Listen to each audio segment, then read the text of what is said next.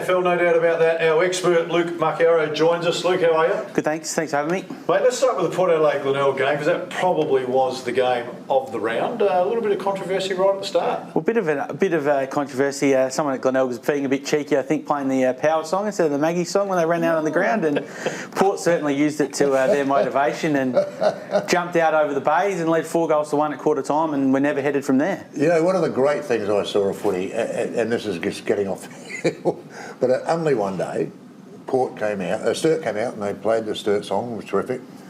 And then Port came out and they played the Port song, and I was standing up on the mountain on my own, and it was a Magpie song, everything was good, but it kept going. It kept going, reel after reel after reel, and they couldn't stop. It was, they played it about 4 or 5 times, the song kept going.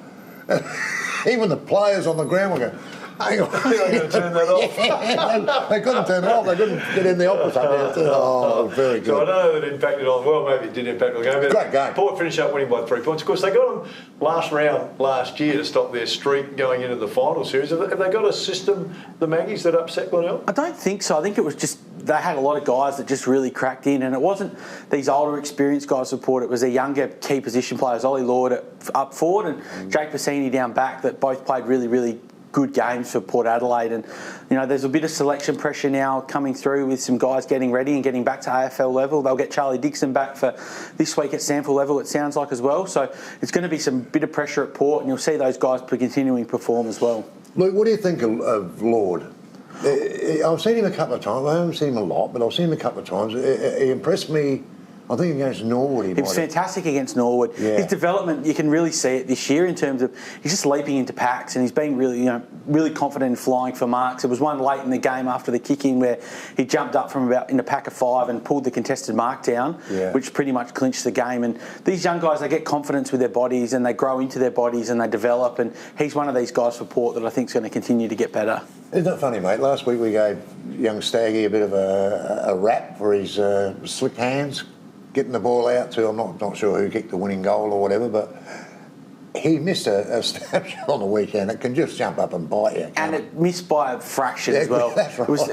It was under pressure, and it was, probably would have been very much Glenelg stealing the game. It was probably the footy gods giving the right result there for a lot of reasons, because Port were probably the better side for much of the afternoon.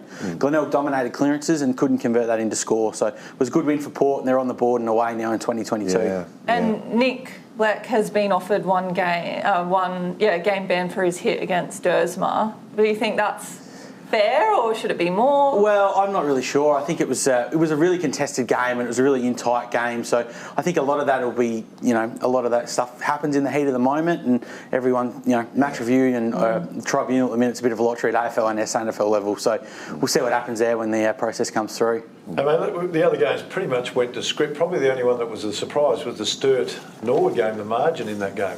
I think it's just been the pattern for Norwood over the last couple of years, really, is they can hang with these teams for a half and then they end up getting blown away by these better sides, against the Eagles and Glenelg and Sturt on the weekend. I think Sturt are probably that next tier behind Glenelg and the Eagles in terms of they're going to be the challenger.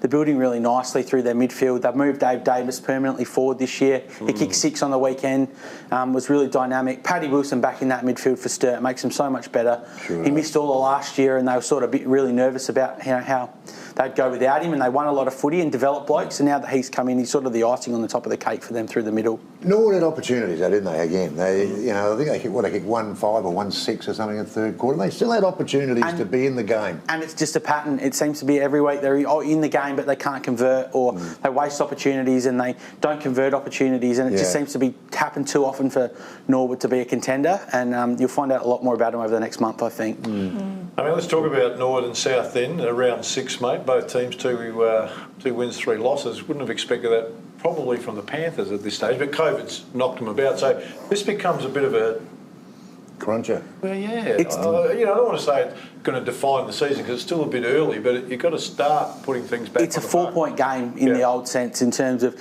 if you win, you're sort of in touch with the top 4. You lose, you're probably 2 games out, and it's a lot of work to try and catch up.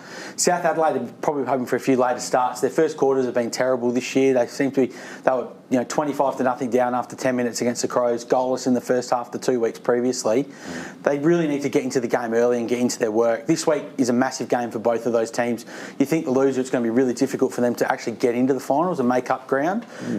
So I'll be really keen to see how South Adelaide go this weekend. They played some good footy after half time, and if they keep getting guys back, I think they'll be able to be competitive, but it's a big game this weekend. And North Adelaide versus the Bays, that's sure to be a good matchup. Glenelg will be breathing fire after getting beaten, and North have probably been the form team in the competition. They're sitting on top of the ladder at the minute, and had a nice win over Westies on the weekend. But I think you'll find out a lot about North this weekend against a really good side that's going to test them out at both ends of the ground, forward and back, and whether they can match them in the midfield. And the Maggie's Eagles.